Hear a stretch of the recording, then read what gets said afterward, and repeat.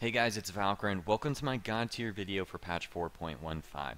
But let me start off by saying something about tier list and picks in solo queue in general.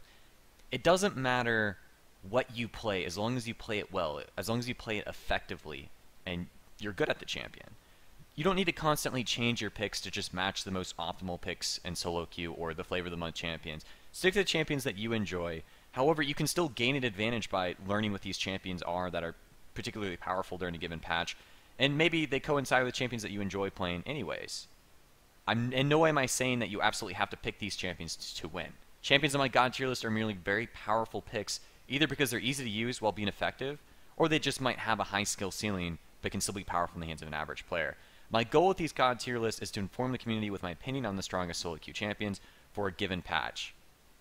But let's start off with talking about AD carry role. Tristana, no surprise to see her on here. Phenomenal AD carry overall. Great choice in solo queue. Kog'maw. Comparable late game to the Tristana. Main weakness is against assassins, but that can be compensated for having the right support choice on your team. Draven might be one that you don't expect to be on the list. Very powerful snowball potential on Draven. He's a great AD carry to play against assassins with if you get ahead on Draven. The main issue with Draven, though, is he's got a very high skill ceiling, so I wouldn't recommend him for everyone. Moving into support, Morgana. Amazing crowd control on her. She was toned down in a prior patch, but she's still really close to the top for supports. Alistar top and support are still very powerful after the headbutt change. Support Alistar, in my opinion, is slightly better than top lane Alistar in his current state. Very hard to gank an Alistar. He's got crazy disengage in CC, and he's a tanky monster.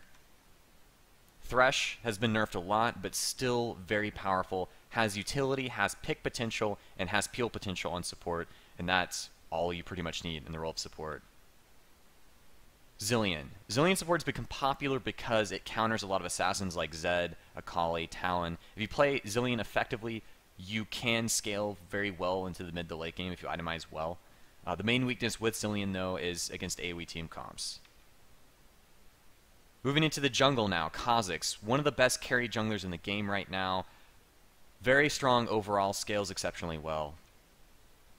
Fiddlesticks, an amazing team fighting jungler, lots of CC, has great objective control over Dragon and Baron as well. Warwick, with a lot of these junglers getting nerfed, the early game junglers being nerfed, Warwick has an easier time hitting 6. He's very easy to use, high objective control as well, late game scaling monster, but the main issue with Warwick is you have very little to no pressure pre-6, so your laners can get behind and it's hard for you to get back in there and snowball them back to where they need to be. Udyr. Udyr's on my God tier list, very powerful farming jungler as well as having the option of being an invade heavy jungler. It's hard to outduel an Udyr early game. He can push you off of a lot of your buffs. Udyr also has high objective control over Dragon and Baron as well.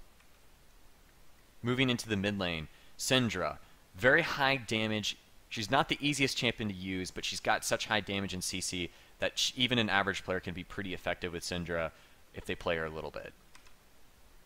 Fizz. High snowball potential with Fizz, but the main issue with Fizz is he doesn't have consistent safe wave clear when the enemy team is pushing against you. Akali. Great assassin choice in solo queue right now. Very easy to use. Great roaming assassin. She's also reasonably strong in a team fight if you get an hourglass. Talon. Very heavy scaling assassin. Great in team fights, also very good in duels. Maokai top lane has been nerfed, but still very easy to use, still very effective because how much crowd control he brings towards a team.